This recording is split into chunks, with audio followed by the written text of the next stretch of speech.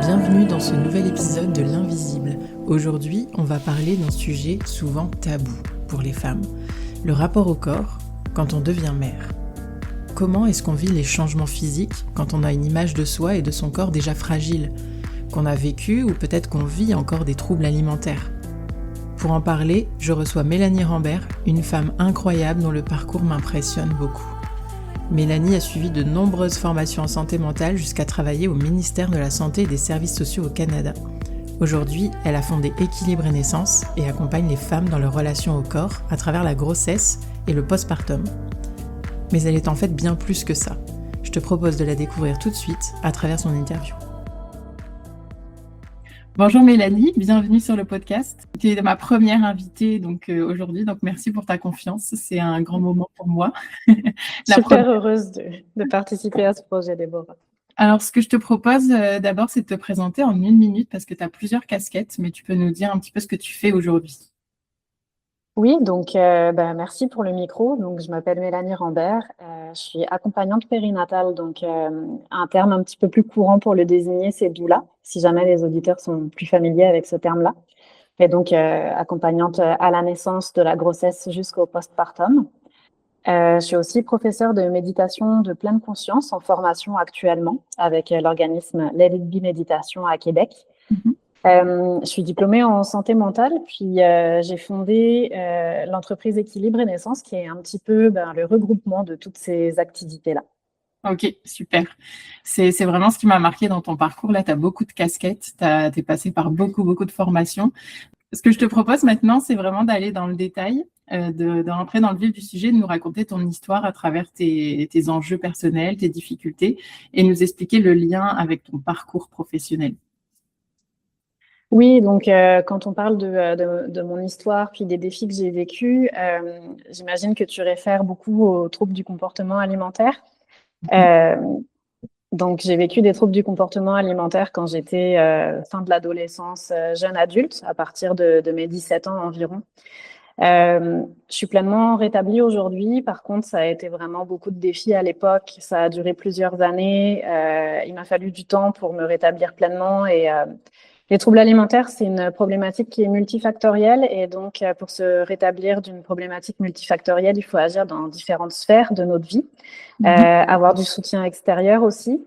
Donc voilà, ça a été une période très très marquante dans ma vie. Ça a aussi été une période, je pense, qui m'a beaucoup appris. J'ai eu la chance de me rétablir. Je pense que c'est vraiment une chance et un grand privilège. Et à travers ce rétablissement-là, j'ai appris énormément. Je peux pas nier que c'est une expérience qui a contribué à me construire beaucoup et à consolider et à cristalliser des valeurs en fait qui sont au cœur de ma pratique professionnelle aujourd'hui, au cœur de ma pratique de bénévolat aussi, de mes implications. Et donc sans cette expérience-là, je serais pas ce que je suis aujourd'hui et donc en cela, je pense que c'est une expérience fondatrice dans ma vie. Bref. Puis, est-ce que tu sais combien de temps ça a duré, ces troubles du comportement alimentaire? Parce que des fois, c'est difficile de donner une date de début et de fin parce que le parcours est très long et complexe. Est-ce que tu as conscience de ça, de la durée? Je dirais que globalement, parce que c'est vrai que tu as raison, c'est difficile parfois de délimiter ces problématiques-là dans le temps parce que c'est des problématiques qui peuvent s'installer de façon très, très insidieuse sur la durée. Et le rétablissement peut être long aussi. Et c'est pas un parcours linéaire. Donc, on peut avoir des périodes de mieux et des périodes de moins bien à travers le rétablissement. Donc, si je devais donner une estimation globale, je dirais à peu près de mes 17 ans jusqu'à mes 21 ans. À peu près. Parfait. On s'est rencontrés, c'est ton parcours, il est vraiment d'une richesse incroyable à travers tes expériences professionnelles, tes formations, puis ce que tu as vécu en fait avant et pendant tout ça. Et ça fait le lien en fait avec ce que tu fais aujourd'hui parce que tu as créé Équilibre et Naissance. Est-ce que tu peux nous parler de la naissance de ce projet-là, de pourquoi, de comment, depuis combien de temps? Puis après, on va rentrer en précision, en détail dans ce que vivent tes clientes. Mais est-ce que tu peux nous parler vraiment de ce projet puis de sa naissance finalement? Oui, c'est drôle parce que depuis très très longtemps, j'ai en tête d'avoir mon propre projet. Donc, de créer quelque chose, ça faisait longtemps que je savais que je voulais travailler dans le domaine du soutien aux femmes, mais je ne savais pas comment, ni quel chemin ça allait prendre, ni quelle structure juridique. Je me posais tout un tas de questions. Je savais que j'avais une idée, mais je ne savais pas du tout encore quelle vision j'allais développer. Et finalement, parfois, c'est la vie qui nous donne un petit coup de pied aux fesses et qui nous incite à prendre les choses un petit peu plus sérieusement et à se lancer. Dans mon cas, mon conjoint travaille pour le service extérieur fédéral. Donc, en d'autres termes, il est diplomate, quoi, avec des affectations à l'étranger tout au long de sa carrière. Et donc, alors que je travaillais au ministère de la Santé, on savait qu'on allait partir à l'étranger d'ici quelques temps et le gouvernement du Québec ne veut pas que ses employés travaillent à l'extérieur du pays pour des raisons notamment de sécurité. Donc, je savais que j'allais perdre mon emploi au ministère de la Santé et des Services sociaux, puis qu'il allait falloir que je me reconvertisse parce que le statut de conjointe de diplomate, c'est pas toujours évident. Ma meilleure option pour continuer à développer des compétences, continuer à travailler, m'assurer aussi d'être réemployable à mon retour au Canada, c'était d'être travailleur autonome, puis d'avoir des activités que je pourrais faire d'un petit peu partout dans le monde. Donc voilà, ça a été le petit incitatif à me dire, ok, j'ai des compétences, j'ai des intérêts, qu'est-ce que j'en fais maintenant? Et comment je m'assure de pouvoir rebondir à travers cette expérience de vie extraordinaire qui est de vivre à l'étranger. Donc, je savais, bref, que je voulais être à mon compte, que je voulais continuer à soutenir des femmes. Je voulais rester dans le domaine de la santé et de la relation d'aide. Puis, je voulais aussi pouvoir combiner ma pratique avec les autres activités, puis les valeurs qui sont importantes pour moi. Donc, la santé mentale, l'éthique de la santé, la méditation, la nature aussi, l'image corporelle. Toutes ces sphères qui ont un petit peu marqué ma vie, qui font de moi une espèce de pizza un petit peu dure à suivre et à définir. Je me demandais vraiment comment j'allais trouver le projet qui pourrait me permettre de canaliser tout ça. Et j'étais enceinte à l'époque. Et à travers ma propre grossesse, je vivais mes propres défis. Et donc, la réponse, elle s'est imposée d'elle-même. Moi-même, j'ai eu recours à une accompagnante à la naissance pendant ma grossesse et je me suis dit que c'était la voie qui allait me permettre de créer Équilibre et Naissance, ce tout un petit peu diversifié, mais en même temps très cohérent et qui me ressemble en bout de ligne. Ok, c'est vraiment inspirant. Puis il y a une question qui me vient, puis tu vas jusque où tu es confortable de partager, bien sûr. Mais est-ce que toi, avec ta grossesse, tu as vécu ce genre de problématique ou est-ce que tu avais déjà assez cheminé suite à ton trouble du comportement alimentaire? C'est ton image, le rapport au corps, en fait, à ce moment-là, pour toi, est-ce qu'il a été problématique? Je me pose cette question. C'est une très bonne question. Pas directement, c'est-à-dire que pendant ma grossesse, j'ai pas du tout ressenti de défi par rapport à l'acceptation de mon corps. Dans le passé, j'ai vécu une période d'infertilité, donc ce bébé est vraiment arrivé comme un cadeau, puis j'étais trop heureuse en fait de l'accueillir. Donc le reste m'importait moins. Je savais que mon corps changeait pour les bonnes raisons. Donc, à ce stade-là, non. Par rapport à l'image corporelle, non. Ceci dit, j'ai détesté être enceinte, vraiment. Je me sentais tout le temps confrontée à des limites. Donc, j'aime beaucoup, je suis très active, en fait, dans la vie. Puis, la grossesse m'a forcée à ralentir, ce qui m'a beaucoup confrontée au début. Puis après, je pense que on chemine à travers ça et que on apprend à ralentir et à s'écouter, puis à se dire que c'est une période, que c'est pour le mieux, etc. Mais sur le coup, j'étais un petit peu en résistance par rapport à tous ces défis que la grossesse me faisait vivre et j'aimais pas être fatiguée, j'aimais pas avoir des nausées, j'aimais pas avoir des douleurs. Donc il y a quand même un aspect corps qui est bien présent, mais pas celui qui était lié aux troubles alimentaires. Voilà, j'étais pas du tout non plus en restriction. Parfait. Non, c'est intéressant et j'en profite pour partager mon expérience aussi parce que ça me parle. Moi aussi, ça a été quand même facile, entre guillemets. Pas facile, mais ça a été positif, ces expériences-là, parce que c'est comme si les grossesses mettaient sur pause le trouble du comportement alimentaire. C'est comme si je me donnais le droit d'avoir du ventre, par exemple, tout simplement. Tu sais, il y a une raison, il y a une bonne raison. Donc, hop, je n'ai plus à m'en faire pour ça. Ce n'est pas mon vrai ventre en ce moment, donc ça met sur pause. Tu vois, ce rapport au corps a Ouais. été finalement apaisé par rapport à ça. Et puis après, c'est sûr que il y avait des pensées un petit peu contrôlantes qui faisaient coucou, Ouais. dans le sens où la peur de grossir a été là pendant longtemps, donc forcément, on sait qu'on va grossir pour les bonnes raisons, puis différemment. Ça n'a rien à voir avec une prise de poids classique, mais on est en vigilance. Enfin, en tout cas, je suis restée un petit peu en vigilance. Mais c'est vrai que globalement, avec le rapport au corps, l'image du corps, bah, on est plus positif, comme tu dis, c'est pour la bonne cause. Ça amène beaucoup de pensées positives, puis un point de vue différent qui nous permet d'accueillir finalement cette expérience du mieux possible, puis on va de l'avant. Donc, je me reconnais dans ce que tu dis.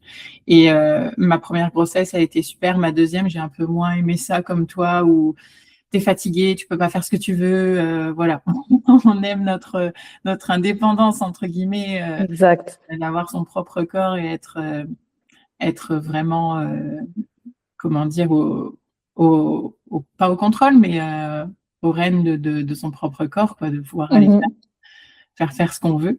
Donc, non, ça me parle. Puis, est-ce que tu peux nous expliquer plus en détail ce que vivent les femmes, les problématiques particulières, ce que tu rencontres le plus peut-être, parce qu'il y a des femmes qui vont suivre un accompagnement avec toi, mais qui n'ont pas forcément de troubles du comportement alimentaire non plus. C'est juste une problématique liée à se sentir bien dans son corps, l'image du corps. Donc, est-ce que tu peux nous expliquer vraiment ce qui revient, puis quels sont les défis majoritaires chez tes clientes? Oui, d'abord, merci pour le partage que tu viens de faire. En fait, je voulais rebondir un petit peu là-dessus parce que ça fait directement du lien avec la question que tu viens de me poser. C'est que chaque femme vit sa grossesse de façon différente et ça peut faire émerger des choses complètement variées et ambivalentes et parfois ambiguës.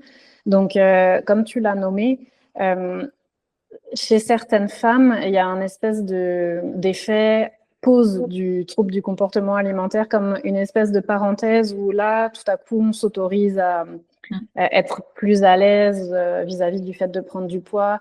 Chez certaines femmes, ça peut vraiment créer cet effet-là, ce qui n'est pas le cas chez d'autres personnes. Donc, le vécu de chaque femme est différent. Ce qui reste vrai, par contre, c'est que la grossesse et le postpartum, ça soulève des enjeux vraiment spécifiques pour le corps des femmes, des enjeux qui sont complexes et, comme on en parlait un petit peu plus tôt, qui agissent aussi dans différentes sphères. C'est multifactoriel. D'abord, c'est une période, la grossesse et le postpartum, où on vit des changements physiques majeurs et rapides, avec parfois un sentiment de perte de contrôle. Donc, tu as nommé le mot contrôle un petit peu plus tôt. Je pense que la notion de contrôle est très, très importante dans ces périodes-là parce que, voilà, on n'a plus vraiment de contrôle sur plusieurs choses dans notre vie et on doit faire plusieurs deuils. On peut vivre aussi des défis, donc par exemple liés au rôle maternel, au couple, puis à l'identité de façon plus générale. On se transforme vers le rôle de mère et de parent tranquillement.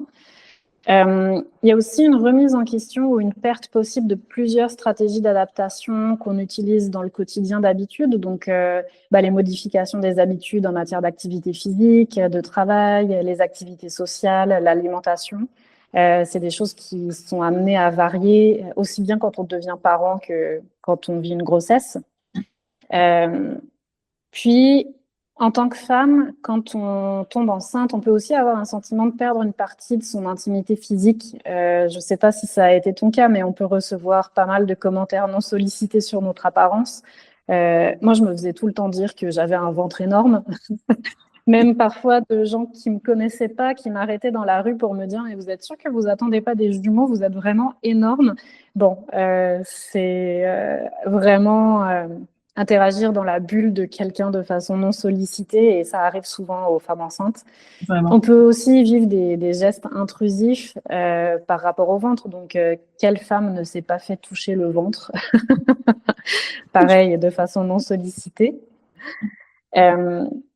Puis on peut aussi avoir le sentiment en fait que notre corps devient un bien public. Sa fonction, c'est créer un enfant, et puis notre identité de femme s'efface au profit de la création du bébé. Ouais, je suis d'accord avec. Ça. On passe au Ouais. second. Est-ce Ben, que c'est des choses que toi, personnellement, qui résonnent? ouais, c'est sûr. Je te dirais qu'ici au Québec, un peu moins parce que tout simplement parce que je vois moins de monde. Tu sais, je travaille à mon compte, je travaille de la maison, je vais parfois dans mon bureau, mais il y a moins de famille évidemment, donc par défaut, j'ai été plus tranquille, plus dans ma bulle. Ouais. Mais c'est vrai que quand même, on s'intéresse à nous dans la vocation, enfin en vue du bébé qui arrive. Mhm. C'est le sujet. Tu sais, on te voit, mais on ne te voit pas toi. On te voit toi et ton ventre, toi et ton Ouais. bébé. Donc c'est vrai, je suis tout à fait d'accord avec toi. Et en France, un peu plus effectivement. La main sur le ventre, puis voilà tout ce que, tous les commentaires qu'on ne veut pas. Voilà, je pense que c'est assez cliché, mais c'est tellement vrai, quoi. C'est tellement vrai. On s'approprie notre corps et presque notre bébé, puis on s'en fout complètement. On s'autorise tous les droits, en fait, comme si Ouais. on. D'ailleurs, ça m'est moi-même arrivé de le faire avec des amis dans le passé. Avant d'être enceinte, je me souviens avoir touché le ventre d'une amie. Bon, j'avais peut-être demandé l'autorisation, mais rétrospectivement, je m'excuse de l'avoir fait parce que je pense que personne n'est mal intentionné, en fait. C'est juste qu'on réalise pas que mon ventre reste mon ventre, une partie du corps que d'habitude on se permettrait jamais de toucher dans le quotidien. Enfin, moi, maintenant que je suis plus enceinte, personne me toucherait le ventre sans me demander mon avis. C'est pas des choses qu'on fait. Donc, il n'y a pas de raison de le faire quand une femme est enceinte. Donc, voilà, rétrospectivement, désolée à toutes mes amies à qui je l'ai fait. Je plaide coupable aussi. Je pense que c'est peut-être plus fort que nous. Puis après, c'est sûr qu'on se le permet souvent avec des personnes très, très, très proches. Oui. Limite, on est presque en train de faire la chose en même temps. On va lui toucher son ventre, mais elle est en train d'attraper notre main pour Oui. toucher aussi. Il y a ces choses-là. Mais c'est certain que, tu sais, quand on se fait toucher par quelqu'un qui est complètement à des années-lumière de nous, d'un point de vue connexion et connaissance, etc., c'est assez étrange à vivre. Oui, vraiment. Puis, il y a aussi, dans le cadre de la grossesse, le suivi médical met beaucoup d'accent sur le corps des femmes et le poids. Donc, je ne sais pas si toi, c'était ton cas, mais moi, à chaque visite médicale, je devais me faire peser. Euh, donc, bon, c'est sûr qu'on peut mettre des balises en tant qu'individu, on peut demander à ne pas connaître notre poids et tout, mais à un moment donné, c'est sûr que quand on se fait peser à chaque fois, la curiosité embarque aussi et les données nous sont communiquées parfois un petit peu sans préavis, sans qu'on s'y attende et tout. Donc, c'est un petit peu impossible de passer à côté de cette réalité-là où notre corps fait l'objet d'un suivi quand même assez étroit. Encore une fois, pour des raisons qui se justifient. C'est peut-être juste dans la façon de le faire qu'on peut demander peut-être des ajustements si on est un peu plus concerné par cette problématique-là. Ouais. Mais en tout cas, tous ces facteurs font en sorte que la grossesse et le postpartum, ça reste des périodes qui peuvent soit faire apparaître des problématiques liées à l'image corporelle qui n'existaient pas, soit les exacerber si elles étaient déjà présentes. Ouais, c'est hyper intéressant ce que tu dis. Et ça vient exacerber des choses existantes. Et comme tu dis, ça peut venir créer des problématiques peut-être sous-jacentes, qui étaient des fragilités qu'on avait. Et je trouve que ça peut venir aussi réveiller des choses. Par exemple, tu viens de mentionner la prise de poids, enfin la mesure du poids. Mm-hmm. Tu vois, c'est un truc, j'avais beau être assez sereine avec ma grossesse et je savais que j'allais prendre du poids, évidemment, parce que tu as quand même un être humain qui est en train de grandir dans ton corps, donc mathématiquement parlant, tu pèses plus lourd. Mais c'est vrai que cette balance, monter sur la balance tous les mois, bah, tu sais, c'est comme ça vient raviver ton passé de contrôle, bien que je tiens à souligner quand même, parce que c'est plein de préjugés, les troubles du comportement alimentaire, je ne me suis jamais pesée, j'étais pas du tout à me peser, tu sais, j'étais pas une acharnée de la balance, bien au contraire, Ok. beaucoup plus dans le ressenti. Donc, peut-être moins mathématique, des fois, il aurait peut-être fallu me peser pour me rassurer. Le fait que je n'ai pas 5 kilos en plus depuis hier. Bon, je blague, mais voilà, je me suis jamais pesée, mais dans ce contexte-là, de monter sur la balance, de mettre un chiffre, ça a réveillé cette partie de moi qui était dans le contrôle, forcément. Tu sais, ça fait. Donc, c'est sûr que je trouve effectivement que c'est pas, quand on a des problématiques comme ça, la manière dont les soins sont faits, bah, ça peut vraiment avoir un impact sur la vie de la femme, puis sa journée. Tu sais, on peut avoir réveillé une anxiété, un trouble alimentaire ou autre, elle va y penser dans la journée, ça va la déranger, ça va la tortiller un petit peu, puis ça va se répéter tous les mois, donc on ne se rend pas compte du tout de l'impact finalement sur les femmes à ce moment-là. Oui, exact. Puis dans mon cheminement personnel, au cours de mon rétablissement, le moment où je me suis débarrassée de ma balance a été vraiment décisif pour moi, personnellement. Alors après, il y a plusieurs cas de figure. Encore une fois, le vécu de chaque femme est différent à travers ça. Personnellement, ça a vraiment été décisif d'arrêter de me peser. Ça a vraiment été un point tournant de mon rétablissement. Donc, le fait de repasser par la case balance dans le cadre d'un suivi de grossesse pendant 9 mois à intervalles réguliers à la fin de la grossesse, c'était toutes les semaines. C'est dur. Et on sait très bien, oui, on sait très bien que le poids, c'est aussi multifactoriel. Il peut varier d'une semaine à l'autre pour tout un tas d'autres raisons qu'une prise de poids. Donc, ça peut être tout simplement le moment de la journée qui est différent, rétention d'eau, enfin bon, on le sait, il y a toutes sortes de choses qui peuvent faire varier un chiffre qui, au final, est un chiffre. Ça reste un chiffre qui n'est pas nécessairement représentatif d'une réalité quelconque, pas toujours en tout cas. Donc, tu entends toutes les nuances que je mets dans mes propos. Ça m'amène à me dire que je pense que, en fait, j'aimerais que tout le monde soit formé à la prévention des troubles du comportement alimentaire, à la petite prudence à employer quand on est face à une personne qui a vécu des troubles du comportement alimentaire, comment prendre soin de tout ce que tu as dit, en fait, de ce qu'on peut, de ce que nos interventions peuvent générer sans qu'on l'anticipe. Donc, oui, voilà, je pense que généraliser la formation, ça reste une des clés, en fait, par rapport à tout ça. Ok, ouais, c'est hyper intéressant. Puis, est-ce que tu peux nous dire justement comment concrètement tu vas aider ces femmes? Tu sais, est-ce que tu as des programmes particuliers, une approche particulière? Comment tu as créé ton service pour nous donner en même temps finalement des solutions, tu sais, de comprendre comment on aide ces femmes avec ces problématiques à cette période de leur vie qui est vraiment cruciale? Oui, d'abord l'idée c'était de se dire bon, l'image corporelle, elle peut avoir plusieurs conséquences sur l'expérience de la maternité. Donc ça vient avec des impacts réels en fait. Ça peut être des comportements alimentaires de restriction, des risques accrus de dépression pré- et post-natale, une adaptation plus difficile aussi à la maternité, des défis dans la création du lien d'attachement avec le bébé. Ça peut être une moins grande propension à allaiter, un allaitement plus court. Tout ça, c'est fondé sur ce que j'ai lu dans la littérature. Donc, c'est sérieux et donc, il faut s'en occuper. Et malheureusement, les femmes, elles n'ont pas toujours l'espace nécessaire pour parler de leur image corporelle quand elles sont enceintes ou en postpartum et plus largement mères, tout simplement. Il n'y a pas encore assez de soutien spécifique vis-à-vis de ces enjeux non plus. Il y a quelque chose de très tabou autour du corps des femmes en général, mais aussi du corps des mères et des femmes enceintes.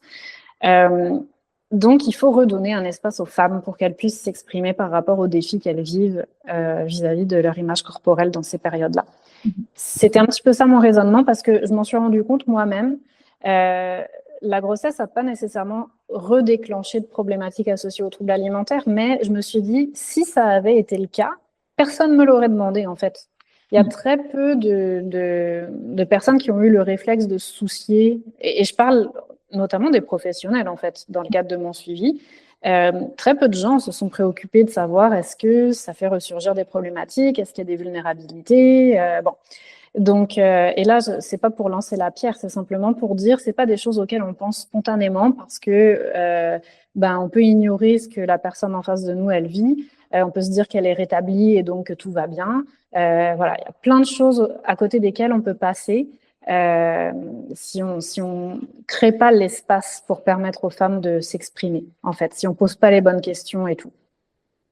Donc, je suis partie un petit peu de tout ça. Puis moi, j'aime bien les groupes, les groupes de soutien. Je trouve que c'est très enrichissant de pouvoir discuter avec des personnes qui vivent des enjeux semblables aux nôtres. Donc, j'avais en tête de créer des groupes de soutien spécifiquement axé sur l'image corporelle lors de la grossesse et du postpartum. Donc, c'est sûr que dans le cadre de ma pratique d'accompagnante à la naissance, j'offre un accompagnement qui est complet, donc de la grossesse au postpartum, en passant par l'accompagnement à l'accouchement. Mais en plus, j'ai créé cette offre spécifique renouer avec son corps avant et après bébé, que j'ai conçue comme des ateliers de groupe, donc pour soutenir, sensibiliser, informer et favoriser un changement d'attitude positive auprès des femmes. Et l'idée, c'est d'essayer de combler un besoin de service, puis un manque d'espace par rapport à ces sujets. Donc, quand je parle de soutenir les femmes, c'est vraiment soutenir les femmes enceintes et en postpartum qui vivent des défis liés à leur image corporelle. Le volet sensibilisation, c'est les amener à mieux comprendre les facteurs spécifiques à la grossesse et au postpartum qui peuvent influencer leur image corporelle. Tout ça est fondé sur, encore une fois, la littérature, les données, le vécu de certaines femmes. Puis, les amener aussi à mieux comprendre les impacts de leur image corporelle sur les aspects liés à la maternité, donc le lien d'attachement avec le bébé, tout ce dont on parlait un petit peu plus tôt, mais aussi la reprise des relations sexuelles en postpartum, la dépression postpartum et tout. L'idée, c'est aussi d'informer, puis de fournir des suggestions de lecture, du contenu au sujet des ressources d'aide plus générales et les stratégies d'adaptation qui ont été étudiées par la littérature. Ok. Puis, le dernier volet qui est favoriser un changement d'attitude, c'est soutenir les femmes pour développer une image corporelle plus positive en fournissant des outils concrets. Donc ça, c'est vraiment l'idée de base derrière les ateliers. Ok. J'aime beaucoup quand tu as dit favoriser le changement d'attitude parce qu'on n'est pas du tout dans une démarche changer, enfin imposer un changement, puis dire tu vas faire ci et ça va aller mieux, etc.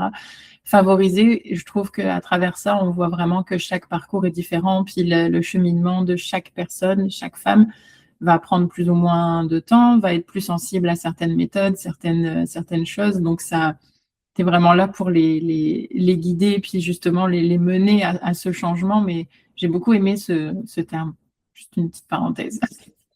C'est super intéressant ce que tu dis, puis c'est drôle, ça m'amène à faire un lien un peu avec la pleine conscience, parce que c'est ça, je suis aussi prof de méditation de pleine conscience, puis en pleine conscience, on vise pas un objectif particulier, on fait confiance au processus.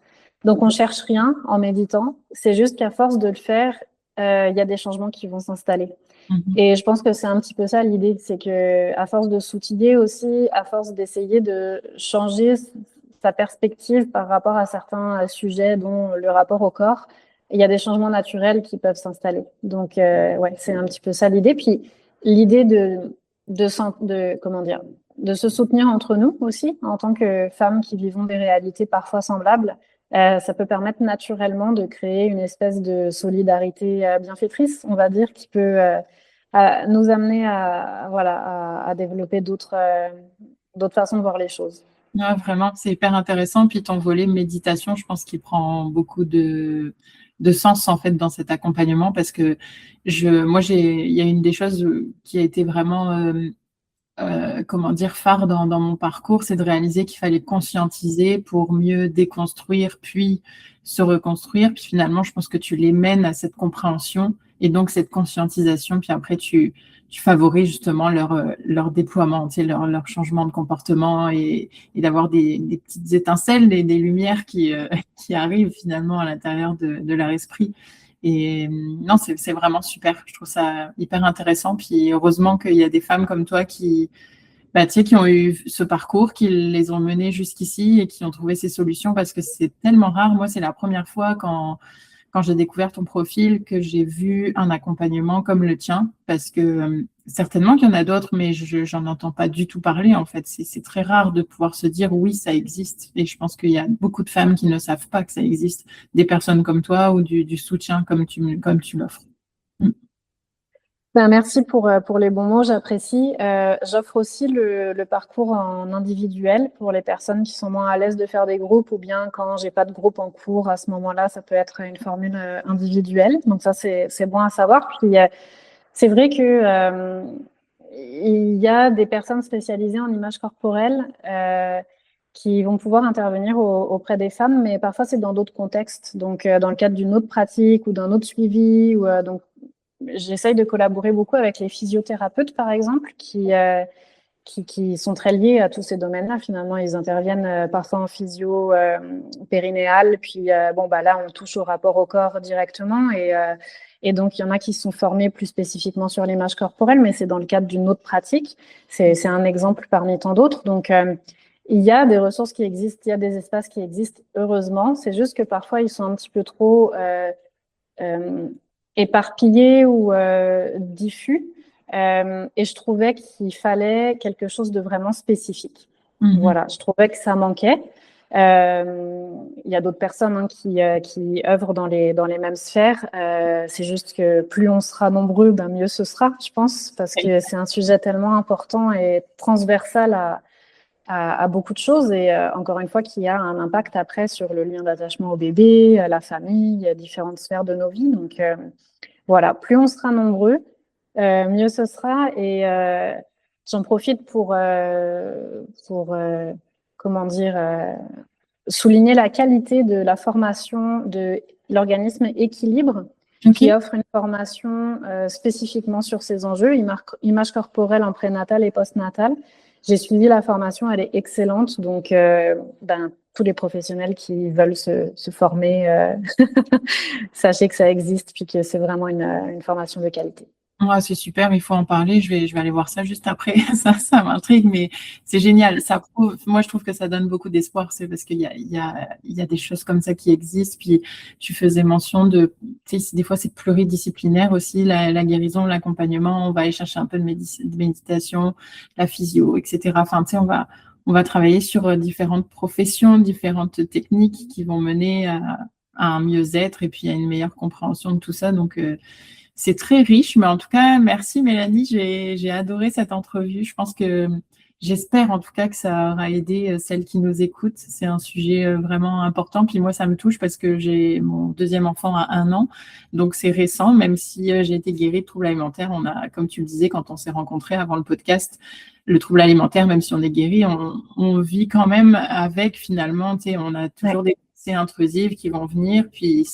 Sauf qu'aujourd'hui, on sait se remettre un peu dans le droit chemin, on sait faire la part des choses, on est outillé en fait. Donc, ça me parle beaucoup. Donc, j'espère que ça aura plu aux femmes qui nous écoutent en ce moment. Je te remercie beaucoup. Et puis, au plaisir de te retrouver sur le podcast peut-être pour d'autres discussions. Avec grand plaisir, et merci à toi, Déborah, pour l'invitation. Merci beaucoup. Bye bye, à bientôt. Bye bye. Merci d'avoir partagé cette parenthèse avec moi. J'espère que ces mots t'aideront à porter un regard un peu plus doux sur ton corps et ton histoire aujourd'hui. Et si cet épisode a résonné en toi, n'hésite pas à t'abonner pour ne pas manquer nos prochains rendez-vous bimensuels. Si tu penses que ces réflexions pourraient éclairer le chemin d'une amie ou d'une proche, partage-lui ce podcast. C'est ainsi que l'on brise ensemble le silence de l'invisible. Prends bien soin de toi, avec amour et bienveillance. On se retrouve très vite. Just relax.